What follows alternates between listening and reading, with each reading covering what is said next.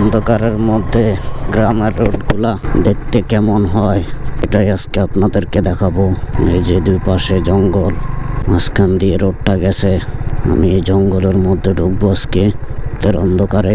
আপনাদের দেখাবো যে রাতের অন্ধকারে যে গ্রামের রোডগুলা কতটা ভয়ঙ্কর লাগে।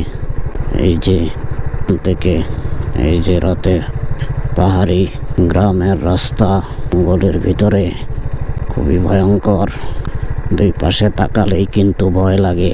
এই যে এটা কিন্তু একটা পাহাড়, আমি পাহাড়টা নামতেছি, দুপাশে কিন্তু জঙ্গল এদিক যদি তাকাই জঙ্গল ছাড়া আর কিছুই দেখা যায় না। এই জঙ্গলে থাকে ভয়ঙ্কর পশুরা, কোনো মুহূর্তে আপনাকে হামলা করতে পারে। খুব সাবধান, খুব ভয়ঙ্কর রোডে রাত্রে চলাফেরা করতে। সামনে একটা বাড়ির আলো দেখা যাচ্ছে। আর এসব জঙ্গলে উৎপত্তিনিও থাকতে পারে।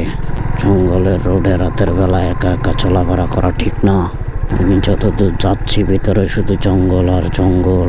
জঙ্গলের ভিতরে এই রোডটা, এখানে পাহাড়, রাস্তাগুলোও কেমন জানি এবড়ো অবস্থা। এই রোডগুলা কিন্তু রাতের বেলা কেউ ব্যবহার করে না। আমি জাস্ট অনুভূতিটা নেওয়ার জন্য ঢুকলাম এই রোডটাতে। কি কেমন লাগে আমার কিন্তু একটু ভয় লাগতেছে না। ঠিক আছে গাইস, ভালো থাকবেন।